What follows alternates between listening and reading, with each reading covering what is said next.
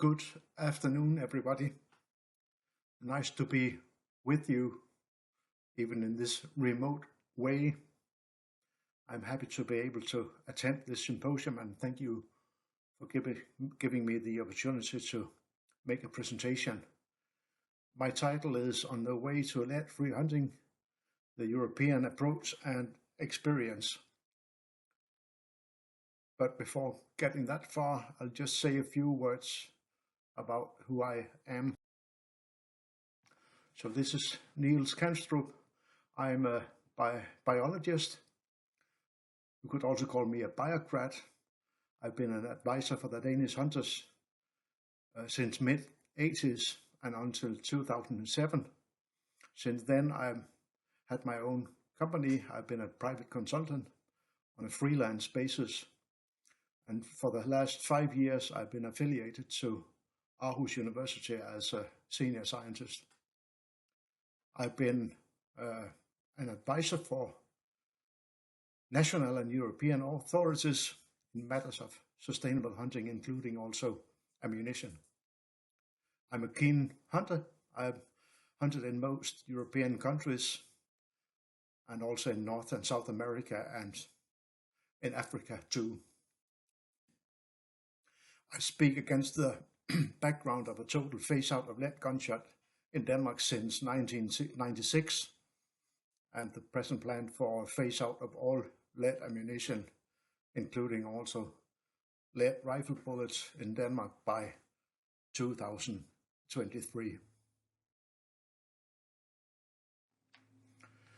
As to the content of my presentation, there's an outline here. I will cover lead as a heavy and useful metal, but also metal that is poisonous. I'll give some details on the adverse impacts from lead ammunition, which is evident and extremely well documented. I will cover the phase-out process in Europe, the history and status.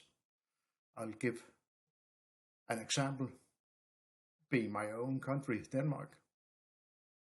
And then I'll cover the present European Union process on restricting lead in hunting ammunition.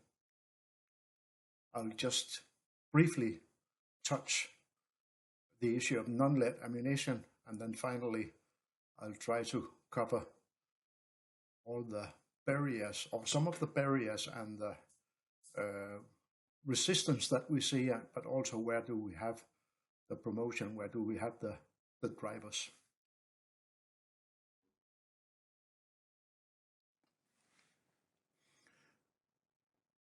Lead is a useful metal. It has been used for many, many years, since the antiquity, where it was used in water pipes. The Romans also added lead sugar to sweeten their wine. They also used lead in ammunition already at that time. They used it for sling bullets, as you see here to the top right. These were like football shaped and egg-sized, often with inscriptions, insulting and sarcastic inscription. So if you could not kill the enemy, you could at least insult him. More recent applications of lead, as you know, is in petrol, in paint, of course in batteries, which is still a very common application for lead, also in fishing gear, and not least ammunition, which is the main application in this presentation.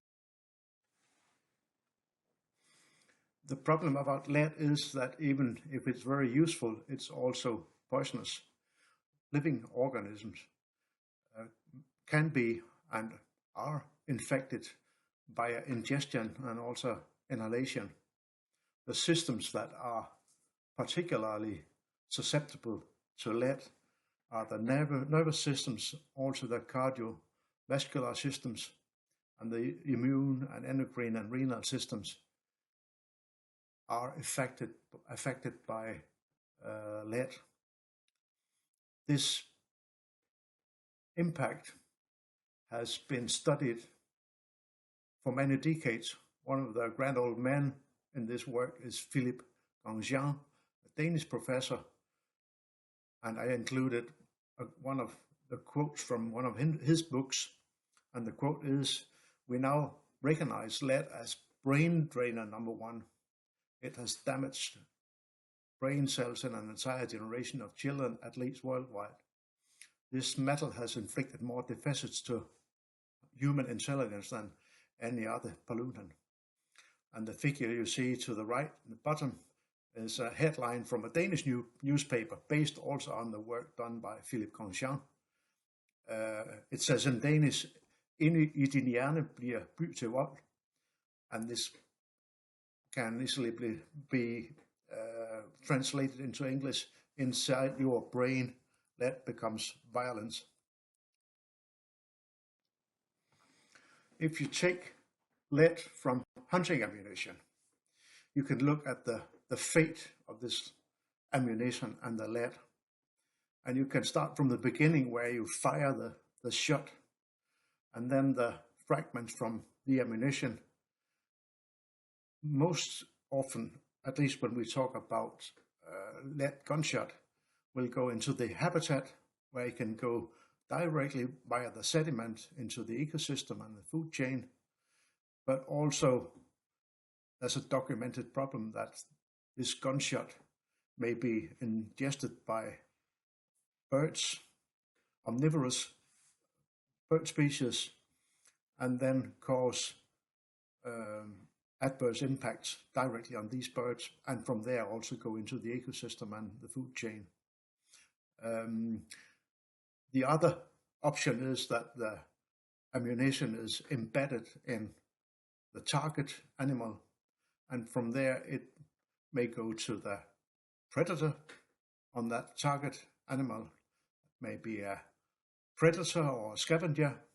It could also be a human consumer that can be exposed to lead via the ammunition that is embedded in the target. The same flow chart could be demonstrated this way, where you see the ammunition lead, its dispersal effects, impacts, and also the consequences.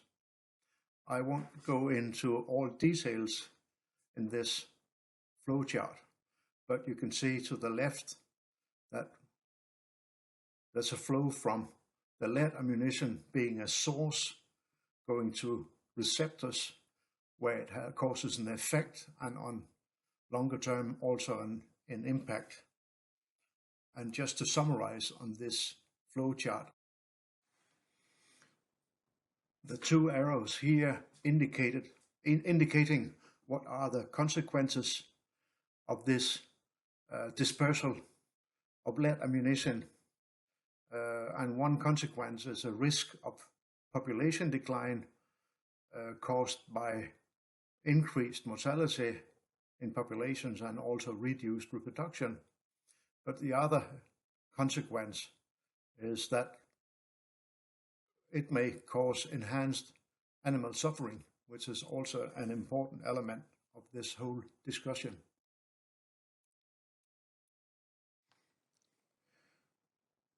This slide is just to indicate the magnitude of the dispersal of lead ammunition, in this case gunshot in the European Union. You may think that all the small dots are gunshot, but they are not. All of these dots represent, each of them, one lorry unloading 10 tons of lead in natural European nature areas.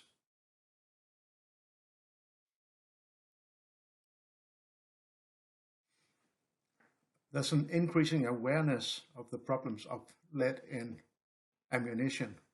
and it has increased since the 1990s in the form both of research output but also national and international decision and policies.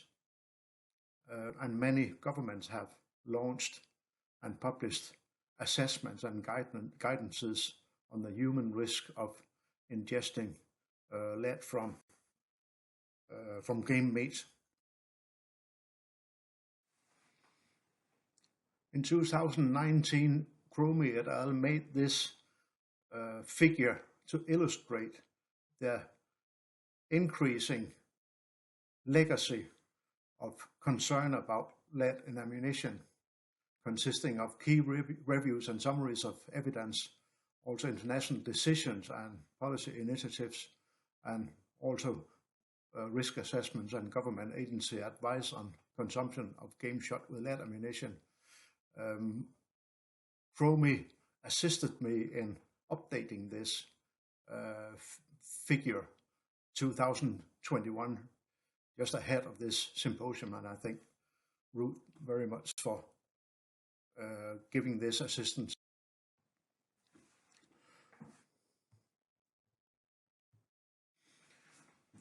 Here you see the present regulations in Europe concerning lead ammunition, to the left in gunshot and to the right in rifle ammunition. The dark green color indicate countries with a total ban on lead gunshot, and you see that's only 2 countries, the Netherlands and Denmark. The lighter green color indicate countries with a ban in all wetlands or for waterbird hunting, and then the light green color indicate countries with ban on lead gunshot in some wetlands, and the yellow one demonstrate the rather large area in Europe where there's no regulation yet. And to the right you see all the few places, it's in fact only in Germany, where there are regulations on the use of lead bullets for hunting.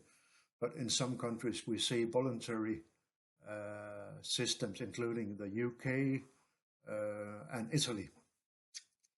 And this was all published in an article 2 years ago, authored by my good friend and colleague in Spain, Rafael Mateo, and myself. If you take Denmark as an example, and going now 40 years back, even 50 years back, we had Danish studies that showed poisoning of waterbird from ingestion of lead shot. Danish studies also showed high densities of lead shot in wetlands and high prevalence of ingested lead shot in waterbirds. On top of that, we had evidence coming in also from the USA and from the United Kingdom. And as early as in 1981, we got the first regulation on clay target shooting with lead shot. 5 years later, we got the first regulations on hunting in certain areas in the Ramsar sites. And then in 1993, we got a ban on lead shot for hunting in all habitats except in forests. And 3 years later, 1996, we got a total ban on all use of lead shot in all habitats, and also the possession and trade of lead shot cartridges. And this year, the government announced a ban on all lead ammunition, including also rifle ammunition, as of 2023. And the present situation is that we have a total ban on use, trade, and possession of lead shot. We have high compliance in duck and pheasant shooting based on samples from commercial products. We have likely a lower compliance in other types of hunting, but still we believe exceeding 80%. But we have very few, or perhaps not at all, any studies of this. The alternatives used are steel, and in a few cases bismuth, tungsten, tin, and copper have all been introduced, but they are not commonly used by Danish hunters. The situation seems to be very stable, and nobody anymore question the phase out of lead shot. Of course, the lead in rifle bullets is a hot topic right now. However, phase out is supported by hunters, and many hunters in some hunting districts have already changed from lead to non-lead. I'm now coming to the process in the European Union, and I apologize for this table here. It's rather complex and I won't go into all details. Here to the left are all the procedural steps, and I won't go into details with them at all. In the middle column, there's an indication of the ban on lead gunshot in wetlands. That was all adopted earlier this year, and it will come into force in 3 years from now. So concerning the use of lead gunshot in wetlands, there's a final decision in the European Union with a complete restriction in 3 years from now.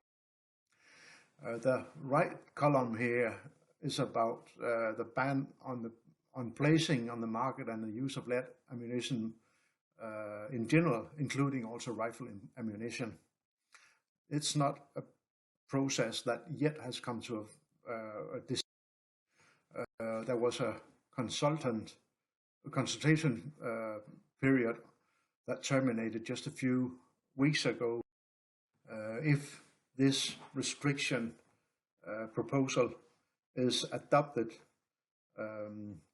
most likely in 2 years, it will come into force in different sequences within maximum 5 years. But so far, we don't know exactly what is the destiny of this restriction proposal in the European Union. There's a full paper on this process here, written by my two good colleagues and friends, Vernon Thomas from Canada, Deborah Payne from Cambridge University in the UK, and myself, just for your information. Just a single slide on non-lead ammunition, which is available, at least in Denmark, it is available for almost all applications. Research has clarified that non-lead ammunition fulfills all regards to lethality and safety to the same level as lead ammunition. Prices are comparable to lead ammunition, and we know from the research that demand causes development and availability.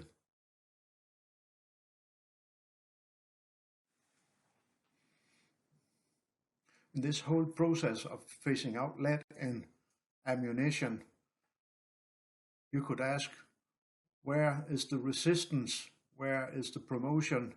Where do we have the barriers? Where do we have drivers? We realize that much of the resistance comes from the manufacturers of lead ammunition.